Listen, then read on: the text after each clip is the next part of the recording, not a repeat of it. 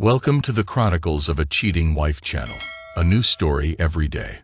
Don't forget to subscribe. An accident? No. Choice. I whispered these words to myself the very moment I stepped out of my own front door, suitcase in hand, telling her I was heading to Virginia to see my ailing mother. An excuse so ordinary it barely registered in my throat.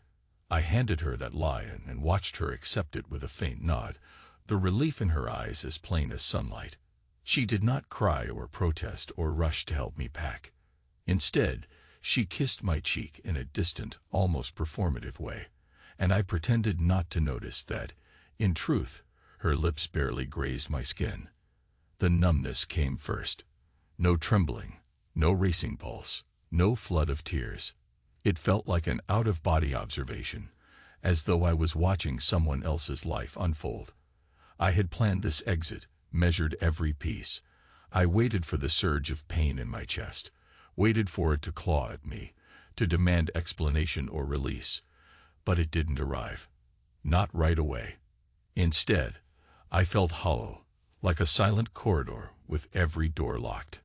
I drove off and circled the block, parked on a side street so she couldn't see me if she glanced out the window. Then I turned everything off. Phone volume, car engine, even the overhead light in the cabin. For a moment, I just sat there in the dark, a quiet spectator of my own marriage. Virginia. There was no trip. No mother in distress. It was a stage ruse, a neat cover for my true purpose, to confirm the final, undeniable truth of her betrayal. I couldn't quite say when I first felt her slipping away. Maybe it was a year or two ago. She was absent more often, eyes flicking to her phone with a subtle, secretive smile. At night, she turned her back to me in bed, saying she was too tired, that she needed more rest. It made sense. She's a freelancer in marketing, always grappling with deadlines, working at odd hours. I accepted that explanation at first. But gradually, subtle changes. A new perfume she never wore for me. An excited flush on her cheeks when she'd head out to meet a client caught my attention. My gut told me something was off, and I started noticing the telltale signs of a woman who has found excitement somewhere else. But I never called her out.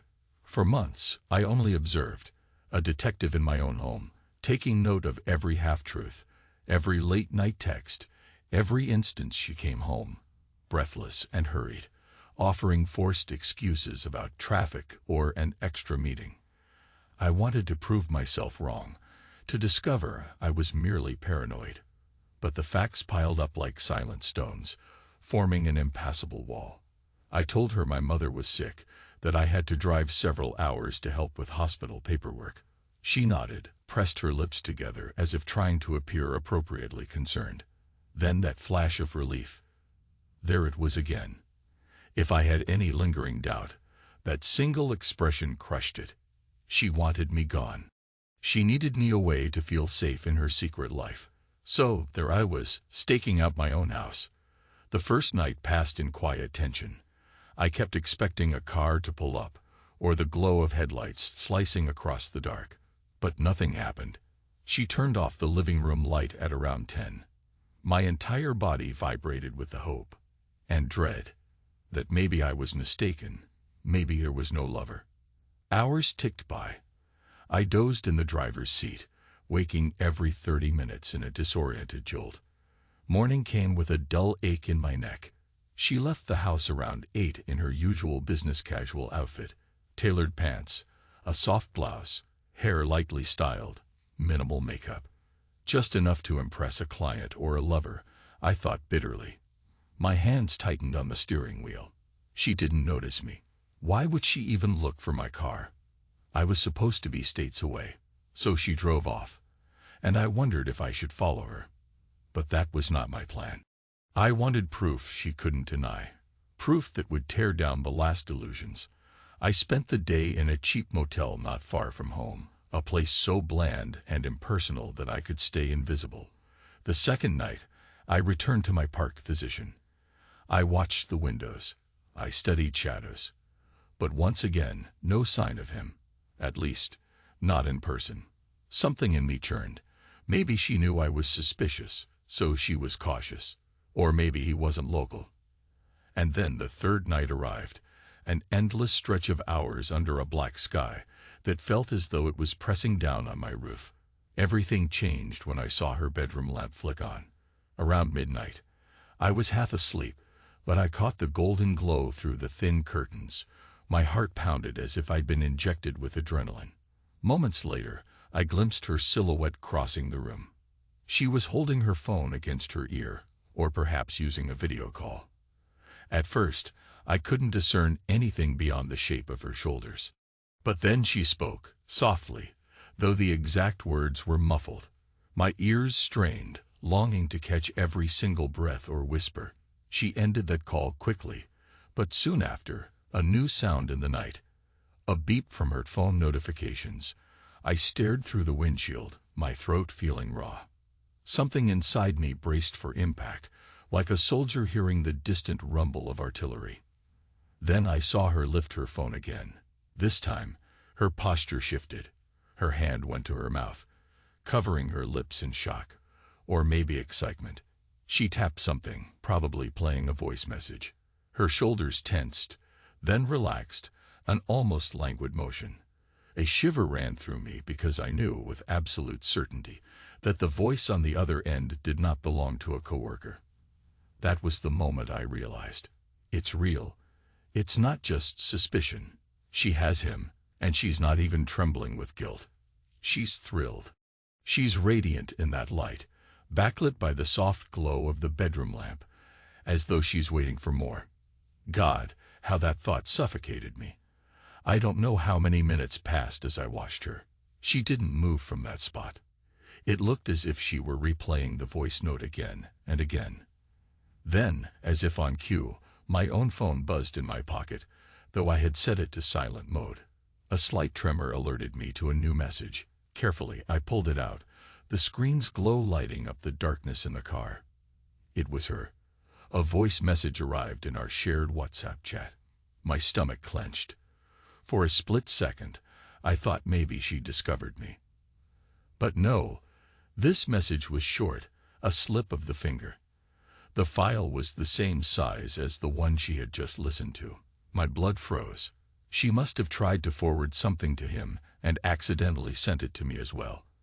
I stared at that notification for what felt like an eternity, 1,000 scenarios flooding my head. Did she realize her mistake? Would she delete it before I listened? My finger hovered over the play button, heart pounding so loudly I thought it might tear through my chest. Then, with a steadiness I didn't know I possessed, I tapped play. His voice. Low, intimate, breathless. I still feel your hands on me. The words sank into my eardrums like a bullet. It was painfully explicit in its simplicity, revealing more than any photograph or text exchange could. I felt a violent surge deep in my core. Jealousy, betrayal, pain. This was it. Confirmation beyond denial. She had touched him, left an imprint on his body, and he longed for it again. I raised my eyes to see her upstairs, and at that same moment, I noticed her phone light up. She must have realized the message was delivered to me. Instantly, I saw her posture jerk, her shoulders rise in panic. She lunged for her phone. Too late. I was already stepping out of my car, phone in hand, heart a blazing furnace. The numbness evaporated, replaced by a roaring fury. Time slowed. My footsteps felt heavy, each one a drumbeat driving me toward the front door. I had no plan other than to confront her with the voice note, to let her see my face in that exact moment. The rest, I would figure out once I was inside. She must have heard my key in the lock, because the door flung open before I touched the knob. There she stood, wearing a loose t-shirt, mine, ironically, her hair messy, eyes wide in terror. In an instant, her cheeks went pale. She looked at me with such guilt, such raw fear, that it almost twisted my anger into pity. Almost, but not quite. Michael? What? I thought you. She swallowed hard, searching for an explanation. Why aren't you? I said nothing, only stared. Her phone was still in her right hand. The screen was on. She was probably about to delete the message and pretend it never existed. My gaze dropped to her phone, and she followed that glance. A flicker of recognition passed across her face. "Let me explain," she started, stepping aside as I entered. She hovered near me as if she might place a consoling hand on my arm. But I stepped back, refusing her touch. My head was throbbing with an onslaught of conflicting impulses, to scream, to cry, to throw something. Instead, I forced my voice out, low and controlled. "Explain what? How you touched him? How he still feels your hands on his body? Or should we talk about the nights you told me you were too tired, but somehow you found energy for him?" She winced as if slapped. "It was a mistake. I never wanted to." I raised my hand, silencing her. "Don't insult me by pretending this was an accident. You had all the time in the world to make other choices. You chose this." She opened her mouth, closed it again. Desperation flickered in her eyes. I could see tears forming. I'm sorry," she stammered. "It's not what you think."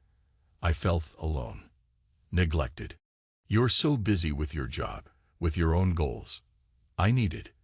You needed to sleep with someone else." I spat the words, bitterness seeping into every syllable.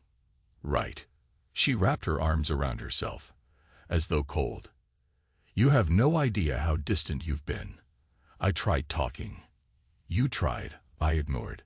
So you found comfort in his bed. Or maybe it was a fancy hotel. Where did it happen, Emily?" My voice was sharper than I'd ever heard it. "Was it that motel near the highway? Or maybe you used our bed?" My eyes flickered to the stairs leading to the bedroom. A fresh wave of nausea hit me. She shook her head vehemently. "Never here. I wouldn't. I'd never." Her words fragmented in a panicked rush, as though she understood what a final blow that would be. A silence fell, thick and suffocating. I realized my hand was trembling where I held my phone. I wanted to break something, to smash this phone that carried the cursed message. But then, an odd calm slid over me, like stepping onto a frozen lake. I inhaled deeply, feeling my lungs expand, and exhaled the last remnants of my confusion. I remembered the plan I'd arranged the day before. In my moment of darkest realization, I had called a service. An actor for hire. A man who could play any role I needed him to, no questions asked, paid in cash. Maybe it was a reckless idea, maybe a stroke of madness. But I was done waiting, done letting her run the narrative. If she wanted a new life, let her have it. She was still talking, some muddled attempt at justification or apology. I let her voice pass through me without registering. Instead, I stepped aside, opened the front door fully, and gestured to the man standing behind me, in the shadows of the porch light. Dark suit, polished shoes, a professional grin that never quite reached his eyes. The actor I'd hired just yesterday. Her eyes shot wide. "Who is that?" she asked, voice wavering. The color drained from her face, and her posture sagged as if her knees might give out. I calmly turned to him, extended my caring. "Come in," I said softly. Then, to her, "He's the new owner." She blinked, uncomprehending. "Michael, what are you talking about?" He stepped into the house with a confident stride, slid his arm around her shoulders like he'd known her for years, and said in a gentle, almost affectionate tone, "Hey, sweetheart. Welcome to our home." A strangled sound escaped her throat. She tried to pull away, but he only tightened his hold slightly, in a show of intimate closeness. "I'll have the new sofa delivered," he continued, keeping his gaze on me. "We're getting rid of that old couch, right, honey?" She stared at him, horror etched into every line of her features. "Michael, this isn't funny. Who the hell is he?" Her voice cracked in disbelief, tears threatening to erupt. All the while, I watched from a small distance, arms folded over my chest. I felt a perverse, twisted sense of serenity. Inside, I was shattered, but on the surface, I projected a calm acceptance. This was my final goodbye to a life that once held meaning for me. "His name doesn't matter," I said. But he's here to take my place in this house. Because I'm done. I reached into my jacket pocket, retrieving a sealed envelope. These are the divorce papers, already signed. Everything's in there. Financial terms, property settlement, the works. My signature is fresh. All that's missing is yours. She tore herself out of the actor's grip. You can't be serious, she whispered, voice shaking. We can work through this. Go to counseling. No, I replied, stepping up and setting the envelope on the table near the couch. That's not an option anymore. It might have been once if you'd come to me, if you tried to speak honestly before you decided to share your body and secrets with him. But you made your choice. Now I'm making mine. Her eyes darted to the actor, then back to me. She was visibly trembling, tears trickling down her cheeks. Please, we can talk without involving strangers. She reached a hand toward me, and for a split second, the memory of the woman I loved flickered there, the warmth, the softness. But then I recalled that voice message, those words echoing in my head, I still feel your hands on me. My jaw clenched, and I brushed her hand aside. I'm giving you exactly what you want, I said. Your freedom, my absence, and no illusions left between us. The man in the suit took a casual stroll around the living room. It's nice, he commented, running a hand along the back of our old couch. But definitely needs a modern touch. He was good. He sounded half convinced he owned the place, just as I'd instructed. He spoke with a casual confidence, as if they were already a couple, living together. She sank into a near hysterical state, face wet with tears, but no sob would fully form. Michael, stop this, she pleaded. You don't have to do this. We can fix it. I'm sorry, I'm so sorry. I studied her for a long moment, letting the silence crush the air between us. I wanted her to feel the weight of everything. All the nights I'd lain awake, suspecting. All the times I'd felt her pull away from me. All the humiliations I'd swallowed. My voice emerged in a low rasp. I'm not yelling. I'm not throwing things. I'm not calling you every foul name in the book, because that would only show how much I still care. I exhaled, a bitter laugh in my throat.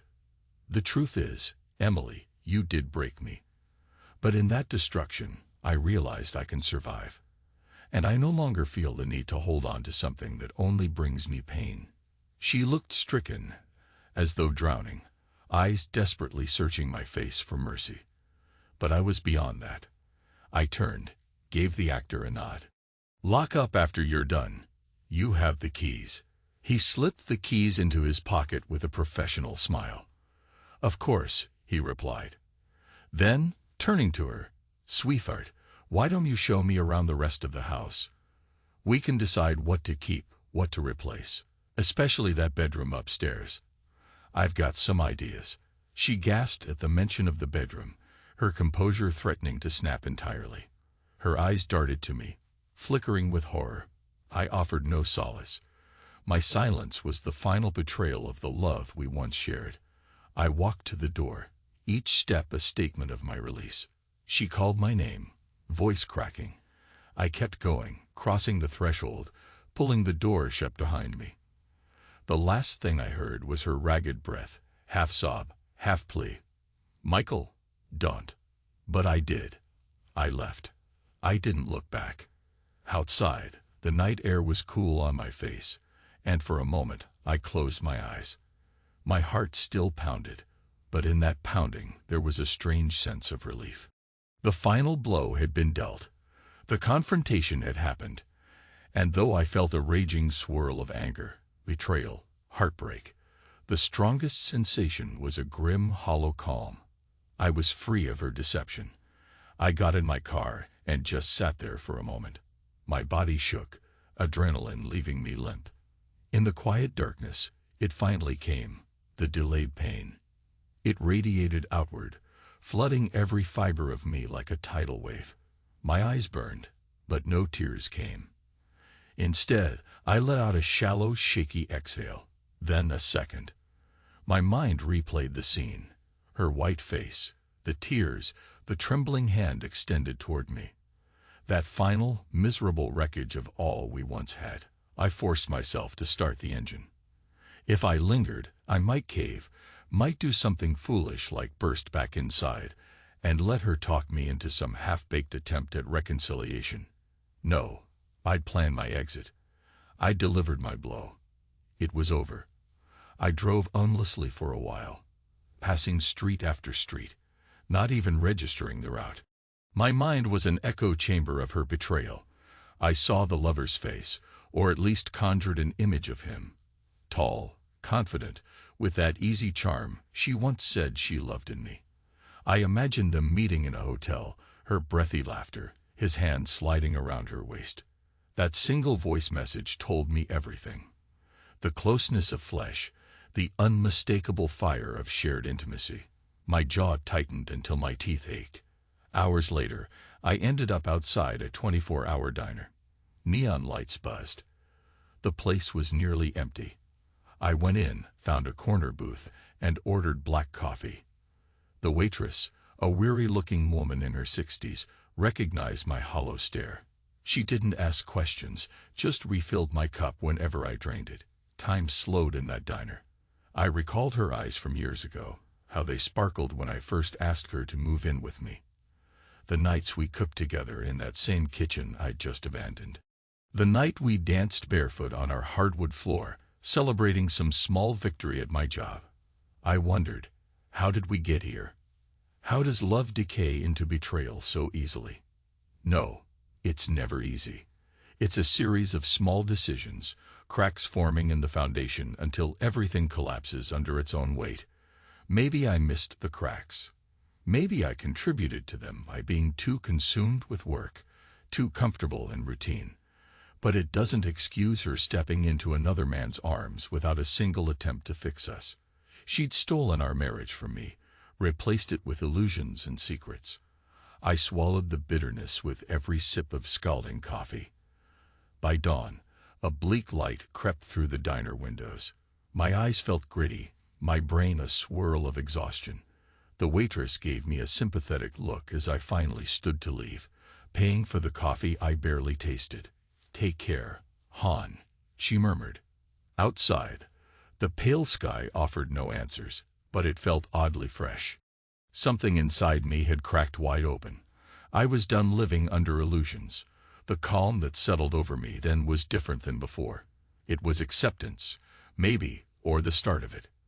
I realized I had to push forward, had to figure out who I was outside that marriage. I found myself renting another cheap motel room for the next few nights, sorting through the avalanche of practical details. Calls with my attorney, messages from coworkers who wondered why I was on emergency leave. I told them all that I needed a few days to handle personal matters.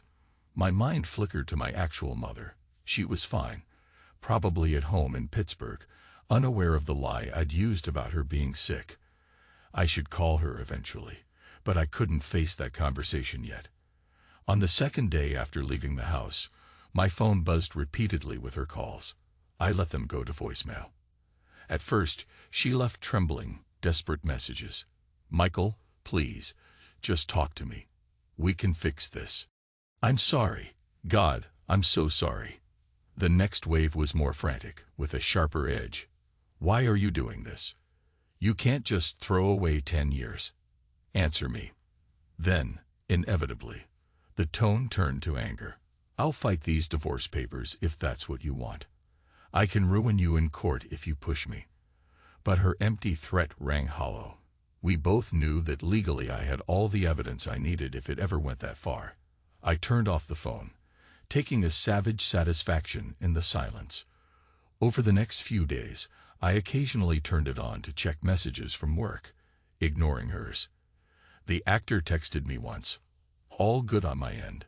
Let me know if you need more." I never responded. His job was done. He planted the final seed of devastation in her mind. Now it was her turn to stare at that new reality. My nights were restless.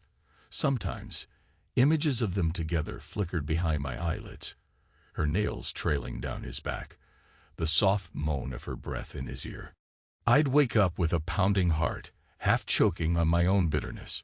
But no matter how vivid those nightmares, I refused to let them break me further. Because each time I woke, I remembered that I was free of lies.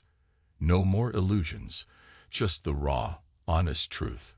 She betrayed me, and I was stepping away. If that meant I had to rebuild my life from scratch, so be it.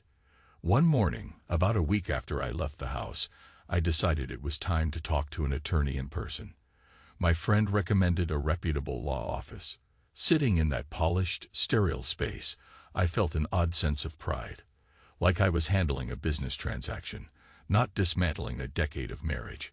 The lawyer asked me about details, property, joint accounts, any possibility of reconciliation.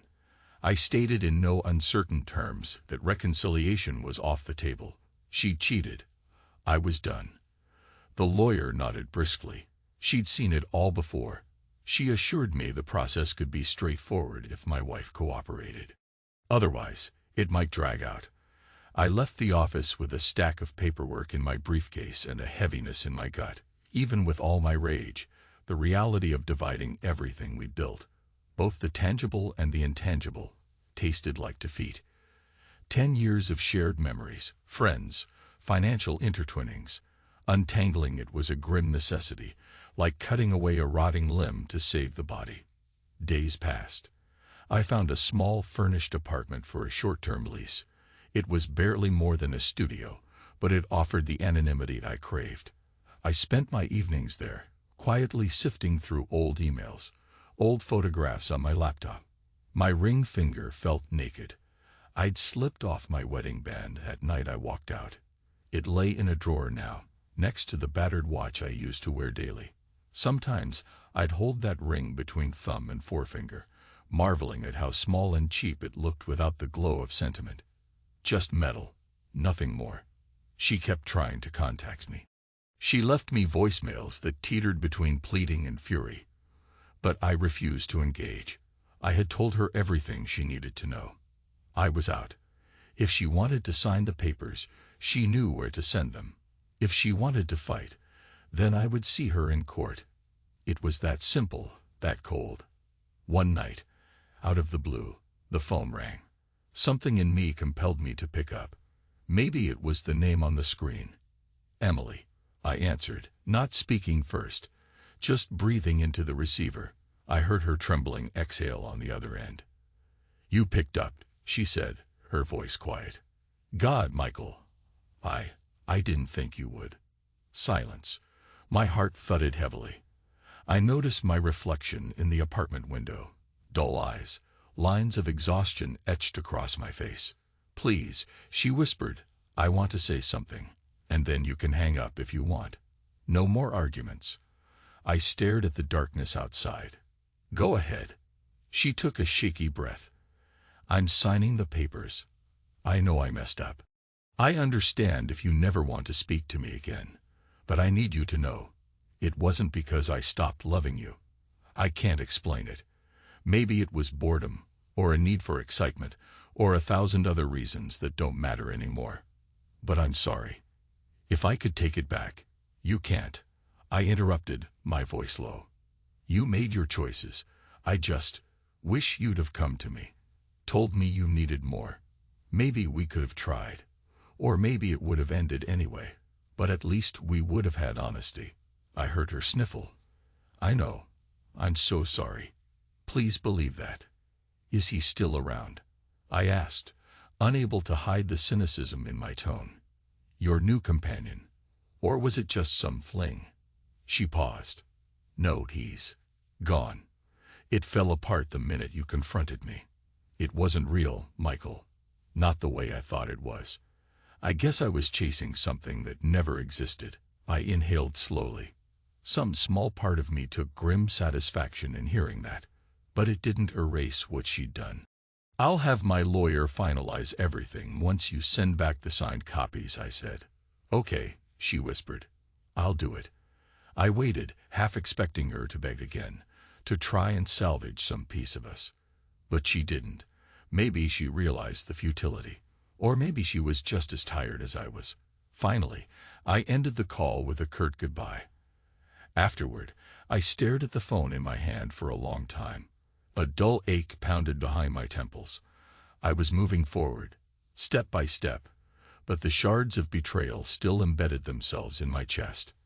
I wasn't sure how long it would take for me to trust anyone again, trust myself, even. But there was a faint sense of closure in her words, an acknowledgement that she'd ruined us for nothing. A few days later, I had my closure in legal form.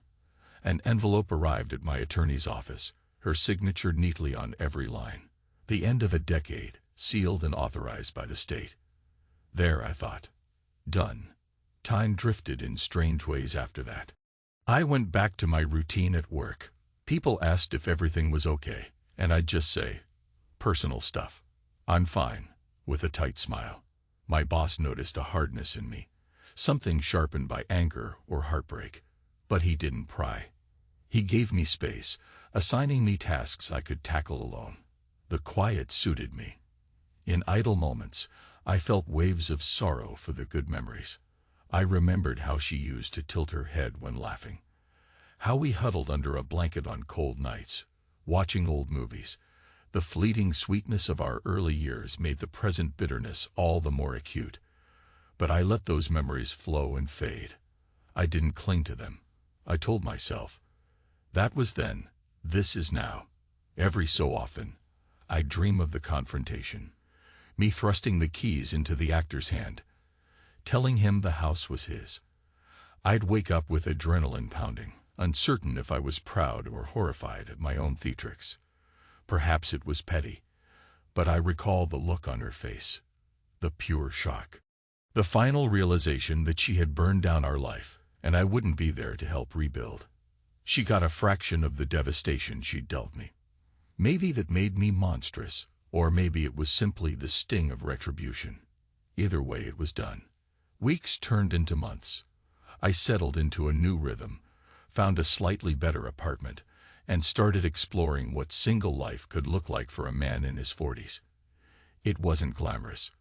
There were lonely nights, awkward attempts at cooking for one, a sense of drifting without anchor. But gradually, I discovered a certain strength in solitude. No more double-checking my phone. No more illusions about what lay in the shared bed. Just me, forging my next chapter. I also visited my mother, who was actually quite healthy and baffled by my sudden arrival in Pittsburgh. I confessed what had happened. Her eyes filled with sorrow and anger, but she held my hand, telling me I did the right thing. "Life's too short to be with someone who betrays you, son," she said, stroking my hair like I was a boy again. I felt a momentary wave of comfort. For the first time, I let a tear escape. She held me, and I let the pain surface just enough to breathe it out, feeling it recede like a tide. By the time I drove back to Virginia, I felt a shift in my chest, lighter, if not healed. The scab was still tender, but it was forming, protecting the rawness underneath. I kept to myself, focusing on work, on small daily victories. One evening, quite unexpectedly, I found a message from an old college acquaintance. She'd heard about my divorce from mutual friends and reached out, offering a simple invitation for coffee if I ever wanted to talk. I stared at that message for a good 15 minutes, uncertain how to respond. Eventually, I typed a polite acceptance. Maybe it was time I allowed a sliver of human connection back into my life. Not romance. God, I wasn't ready. But maybe a conversation that wasn't steeped in bitterness. The next morning, I went for a run. Something I'd done sporadically before, but now I found purpose in the physical exertion. As my feet pounded the pavement, I thought about how a single act of betrayal had ripped away my illusions, but also forced me to stand on my own, to confront my life with a new clarity. The cheating itself was a bullet that shattered my sense of security, but the aftermath showed me that I could endure. I ended my run outside a small park, breath steaming in the crisp air. My muscles burned, heart hammering. For a moment, I leaned on a fence, letting my gaze wander to a couple strolling along a path. They were close, arms entwined, smiles easy. I felt a pang of envy, of longing.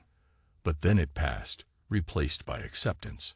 I would not race to fill the void with any random relationship. I would let time do its work, let me rebuild from within. Weeks flowed, and the final divorce decree arrived. A formality, but an official stamp that ended our legal bond. I flipped through the pages without flinching. The settlement was straightforward. She kept the house. I didn't want it anyway. Too many memories haunted those walls. I'd left it all behind with that envelope, and that hired actor, who had probably performed the strangest role of his career that night. Sometimes, in the hush before sleep, I revisit the calmness that settled over me after the confrontation. The way I didn't raise my voice, didn't break furniture, didn't degrade myself by begging. I simply let her see the cold truth. She was no longer worth my anguish. In that controlled rage, there was a shard of dignity I clung to. Strangely, I found that piece of dignity gave me more strength over time than any outburst or melodrama could have. People often say that heartbreak can drive a man insane, but for me, it was an icy clarity. The moment I heard that voice message, everything I felt for her, love, trust, devotion, withered, replaced by the steel edge of finality. Months turned into half a year, and I realized I was carrying myself differently. Shoulders squared, posture more upright. At the office, I took on projects with an almost ruthless focus, channeling all my leftover frustration into tangible results. My boss noticed my new drive. He offered me a promotion, ironically in strategic development, the same area where I once thrived before all this. I accepted with a faint smile. In quiet moments, I thought about how heartbreak doesn't vanish overnight. It leaves a bruise that can flare up when triggered by a random memory, a certain song, the mention of a place we visited together. But day by day, the bruise faded. And within that slow fade, I realized I was forging a stronger version of myself. A man who knew exactly where he stood, and what lines he would never let anyone cross again. I won't pretend the journey ended in some triumphant celebration, because real life rarely plays out that way. But I reached a place where I could look at photos of me and her without feeling my stomach knot in anguish. She was a chapter of my life, filled with love and betrayal. I learned from it. I paid for it. And in the end, I survived it. I never saw her again in person. Sometimes, I wondered if she tried to reach me in some last attempt at closure, but if she did, I never knew. I changed my number eventually, moved to a different part of town. I heard through the grapevine that she sold the house and moved away. Maybe she went chasing something else.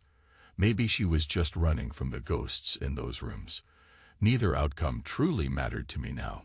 One day, about a year after I walked out that door for good, I found myself standing on a quiet riverbank near my old hometown, that place I used to visit as a kid. The sun was setting, painting the sky with streaks of orange and purple. I let the serene stillness wash over me, inhaling the scent of water and damp earth. My thoughts drifted back to the man I was before I discovered her infidelity, a man who believed everything was under control. That man was gone. I felt a grim gratitude for the man who had emerged instead, a man who had faced the worst kind of personal betrayal and come out the other side, battered but unbroken. There was a difference between brokenness and transformation. She shattered the illusions, yes, but I had built something sturdier in their place, a quiet, unyielding sense of self that no one could violate again. I took a final look at the horizon, remembering her smile, her laugh, the warmth of our early love. Then I whispered a silent goodbye to it all, letting the last threads of resentment slip from my mind. In that moment, I felt more freedom than I ever had in my life. I had destroyed what was left of my illusions, and ironically, that destruction gave birth to a new sense of clarity. I turned from the water, stepping back toward my car. The sky darkened, but I didn't feel afraid of the night. I had learned that real terror comes from secrets in the daylight, from the lies of someone you love. The night was honest in comparison. Darkness was just darkness, and I could find my way through it. I opened the car door, slid inside, and sat for a moment before turning on the engine. I felt my pulse, steady and calm, my breath even. No storm raged in my head. No illusions haunted me now. I was free, free to move forward, to decide my own path, unburdened by betrayal. Even if the scars remained, they were proof of my survival, of the lessons I'd carry forward. That night, as I drove back into the city, I embraced my solitude, not as loneliness, but as a blank slate, a place to rebuild. The memory of her betrayal no longer crushed me. It had become a reminder that I had the strength to walk away, to sever ties with what harmed me. No, it wasn't a random event. It was a choice I made, a choice to reclaim my life from the ashes of a broken promise. And as I crossed the city limits, passing streetlights that glowed like silent witnesses to my thoughts, I realized that was enough. I had found my closure. I had found myself again. And I did it on my own terms.